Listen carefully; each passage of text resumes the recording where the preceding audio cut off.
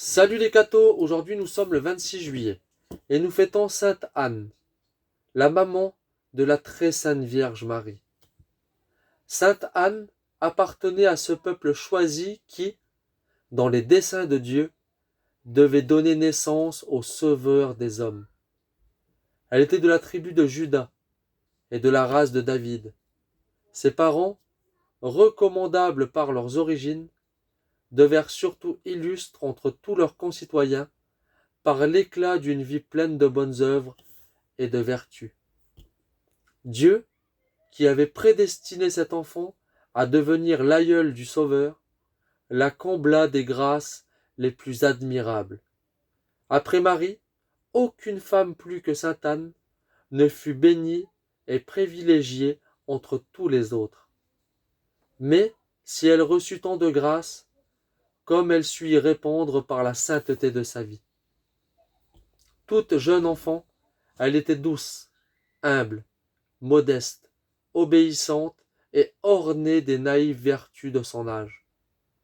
Plus tard, comme elle sut bien garder intact le lys de sa virginité, comme elle dépassait toutes les filles, ses compagnes, par sa piété, par la réserve de sa tenue, son recueillement et la sainteté de toute sa conduite, puis, quand il plut à Dieu d'unir son sort à celui de Joachim, combien Anne fut une épouse prévenante, respectueuse, laborieuse, charitable et scrupuleusement fidèle à tous les devoirs de son état, vacant à propos au travail et à la prière. Dieu lui refusa longtemps de devenir mère. Elle se soumit humblement à cette épreuve et l'utilisa pour sa sanctification. Mais à l'épreuve succéda une grande joie, car de Joachim et d'Anne, déjà vieux, naît miraculeusement celle qui devait être la mère du Sauveur. C'est sans doute un grand honneur pour sainte Anne que d'avoir donné naissance à la mère de Dieu. Mais il lui revint beaucoup plus de gloire d'avoir formé le cœur de Marie à la vertu et à l'innocence.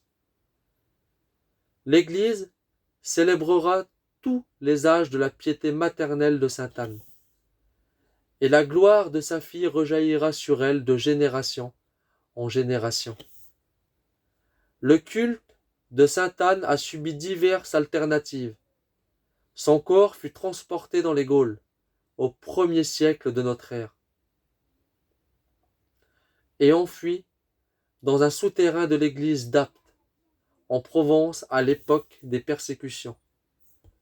À la fin du 8e siècle, il fut miraculeusement découvert et devint l'objet d'un pèlerinage. Mais c'est surtout au XVIIe siècle que le culte de sainte Anne acquit la popularité dont il jouit. De tous les sanctuaires de sainte Anne, le plus célèbre est celui d'Auray, en Bretagne. Son origine est due à la miraculeuse découverte d'une vieille statue de la Grande Sainte, accompagnée des circonstances les plus extraordinaires et suivie de prodiges sans nombre. Sainte Anne d'Auray est encore aujourd'hui l'objet d'un pèlerinage national. Que Dieu vous bénisse et à plus les cathos!